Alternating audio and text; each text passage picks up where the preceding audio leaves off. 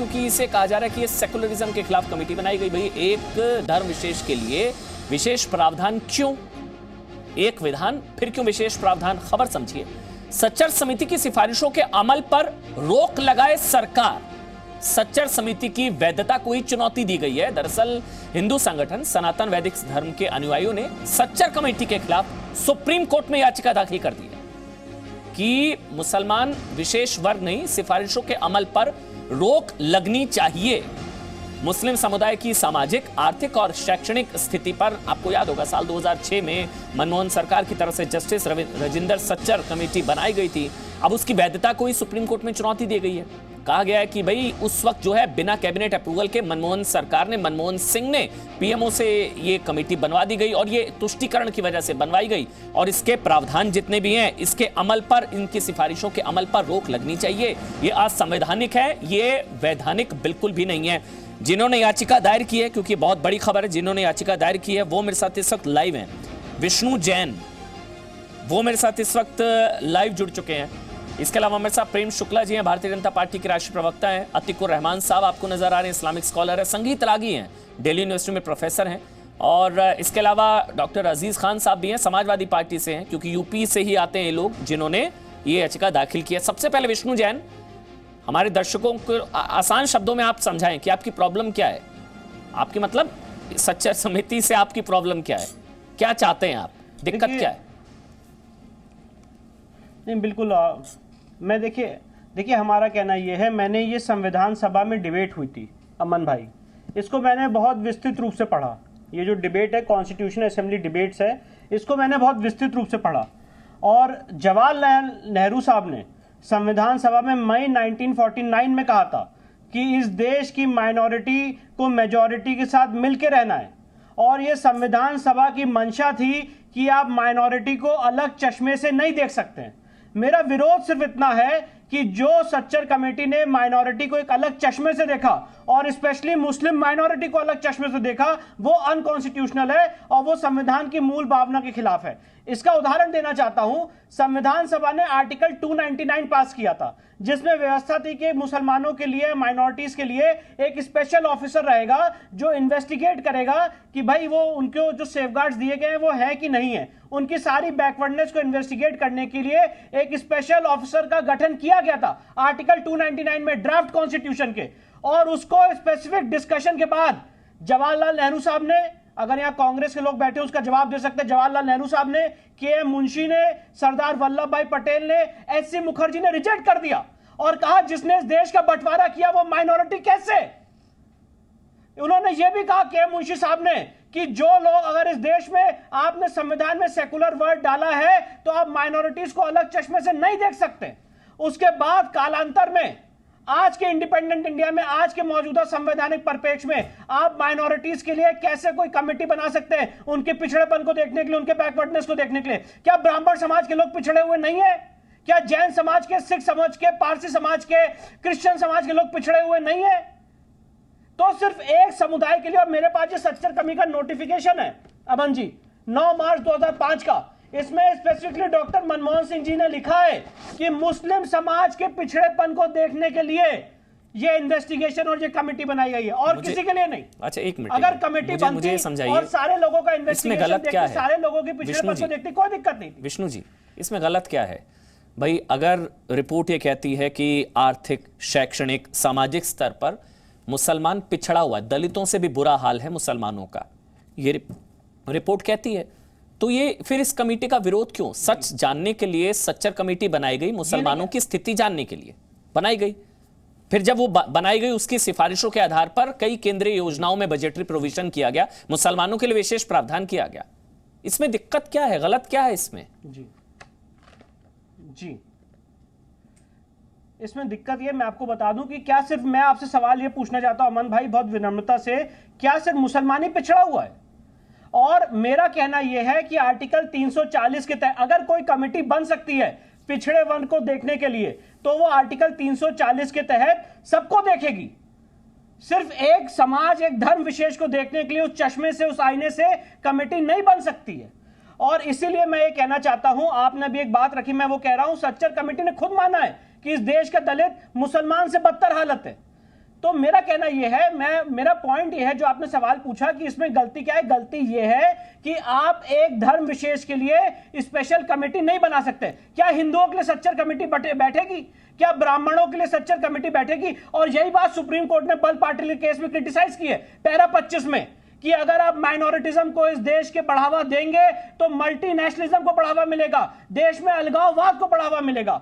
तो अगर आज मेरा बहुत सिंपल सा कहना है कि आप क्या मुस्लिम्स को ही एक चश्मे से क्यों देख रहे पिछड़े हुए? अगर ऑलरेडी मुस्लिम्स को ओबीसी का आरक्षण में लाभ मिल रहा है, ओबीसी आरक्षण में मुस्लिम्स को लाभ मिल रहा है, जो मंडल कमीशन बैठा था उसमें मुस्लिम्स के पिछड़ेपन को देखने के लिए ऑलरेडी स्टडी की जा चुकी है, पर वो एक संवैधानिक संस्था द्वारा स्टडी की गई थी, आर्टिकल 340 के द्वारा बनी हुई संवैधानिक संस्था की। अगर आज आप मुझे कोई दिक्कत नहीं है अगर आज एक संवैधानिक संस्था देश के हर एक नागरिक के पिछड़ेपन को देखने के लिए एक कमेटी बनाती है आर्टिकल 340 के, कोई दिक्कत नहीं है। पर अगर आप एक सिर्फ वर्ग विशेष, एक समुदाय विशेष, एक लाइन में अगर मैं समझ पाया हूं, पिछड़ेपन को देखने के लिए अगर कमेटी बनाते बिना कैबिनेट, मैं एक लाइन में अगर समझ पाया हूं जो आपने 2.5 मिनट बोला कि पिछड़ेपन का धर्म नहीं होता, यही है ना? जी, यही समझा रहे हैं आप विष्णु जी? पिछड़ेपन का धर्म नहीं होता, बिल्कुल सही है ना, कि आप धार्मिक चश्मे से पिछड़ेपन को नहीं देख सकते। ठीक है, मैं यही कहना चाहता हूं, पिछड़ेपन का धर्म नहीं होता, बस यही आप समझाना चाह रहे हो। तो फिर हम धार्मिक आधार पर ये, बल्कि ये तो कम्युनल हो गया, ये कम्युनल हो गया। सेकुलर कैसे? सेकुलर तो भाई सभी धर्मों को समान, तो एक धर्म के लिए विशेष प्रावधान क्यों? अब आप जो बताना चाह रहे हैं, जो मुझे समझ में आया कि एक धर्म के लिए विशेष प्रावधान क्यों, एक धर्म के लिए विशेष समिति क्यों, एक धर्म के लिए अलग से अलग बिना कैबिनेट अप्रूवल के कमिटी क्यों, एक धर्म के लिए विशेष प्रावधान क्यों? देश सेकुलर, तो फिर ये कम्युनल क्यों? यही है ना, पिछड़ेपन का धर्म क्यों? ये आप मुझे समझाना चाह रहे हैं। पहले मैं अतिकुर रहमान, आप, उसके बाद प्रेम शुक्ला जी, क्योंकि बीजेपी का भी पक्ष लेना जरूरी है। 14 से पहले आप लोग भी इसका विरोध करते थे, 14 के बाद आप लोग भी भूल गए। अब मैं आपसे जवाब लूंगा, लेकिन पहले अतिकुर रहमान साहब। अतिकुर रहमान, जो अभी विष्णु जैन ने बताया, समझाया, जो मैंने बताया, कोई विरोध इस चीज का? क्योंकि वो बता रहे हैं कि भाई 27% में ऑलरेडी लाभ मिलता है, क्योंकि जो 27% रिजर्वेशन ओबीसी में है उसमें मुसलमान भी हैं, तो फिर अलग से इसका प्रावधान क्यों? बोलिए आप, अतिकुर रहमान जी।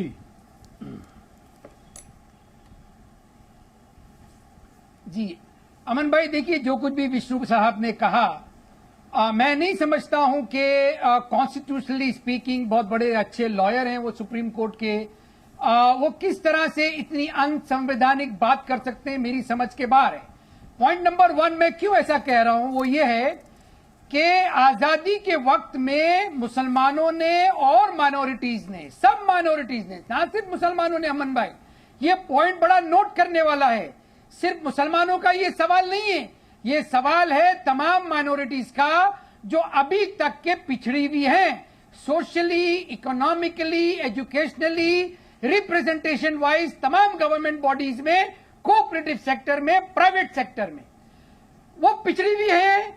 उस वक्त में जवाहरलाल नेहरू ने और सरदार वल्लभ भाई पटेल ने माइनॉरिटीज से पूछा कि क्या आप सेपरेट इलेक्टोरेट्स चाहते हैं?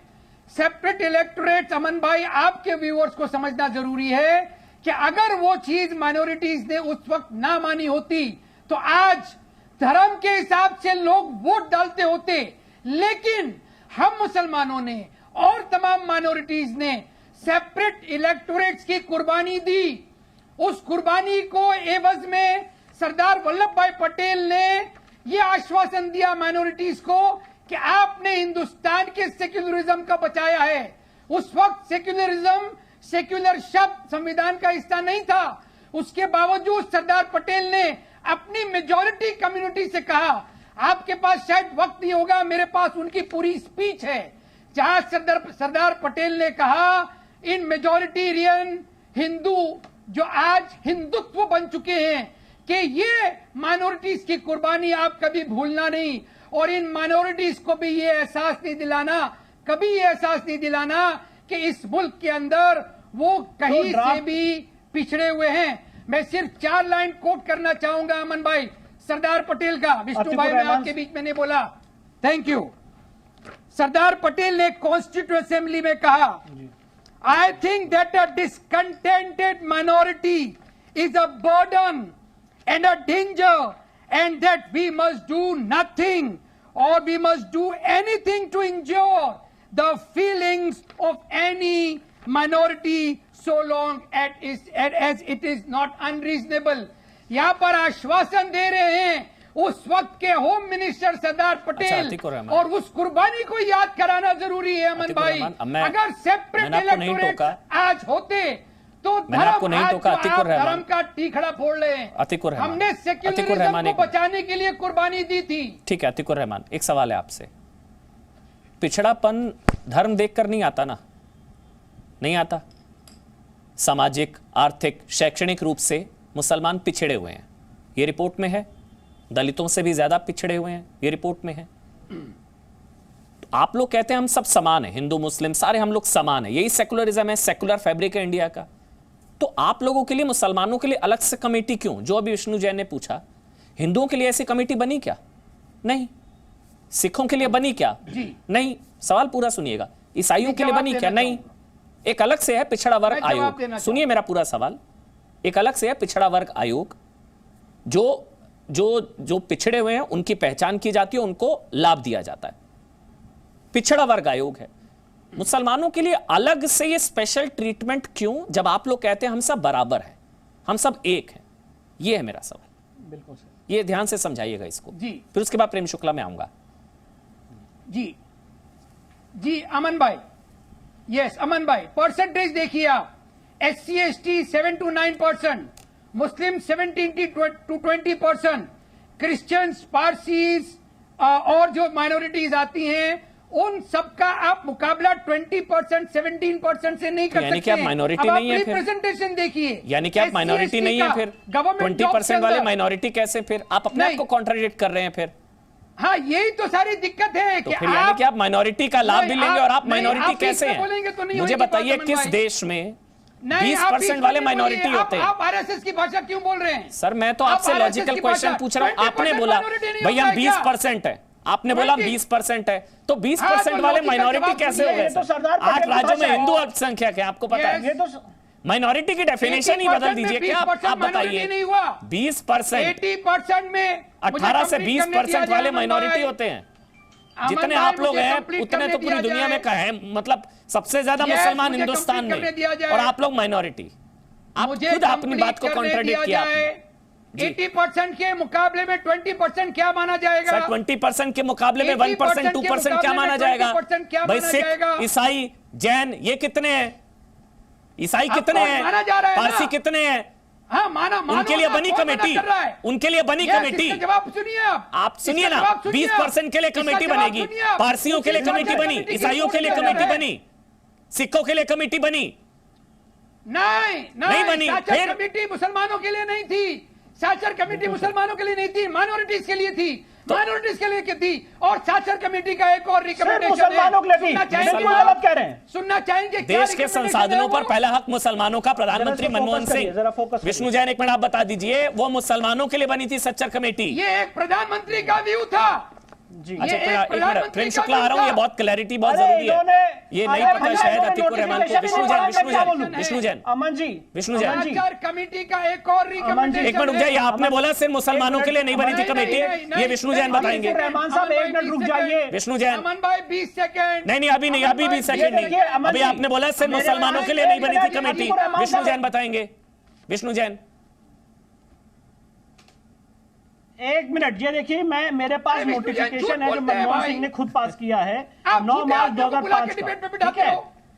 अरे झूठ नहीं बोल रहा हूं मैं भाई, ऑन रिकॉर्ड फाइल किया है, ऑन रिकॉर्ड फाइल किया है, और इसमें लिखा है साफ साफ कि HLC will prepare a report on social, economic and education status of the Muslim community of India. Muslim community of India, सिर्फ मुसलमानों के लिए सच्चर कमेटी बनी थी।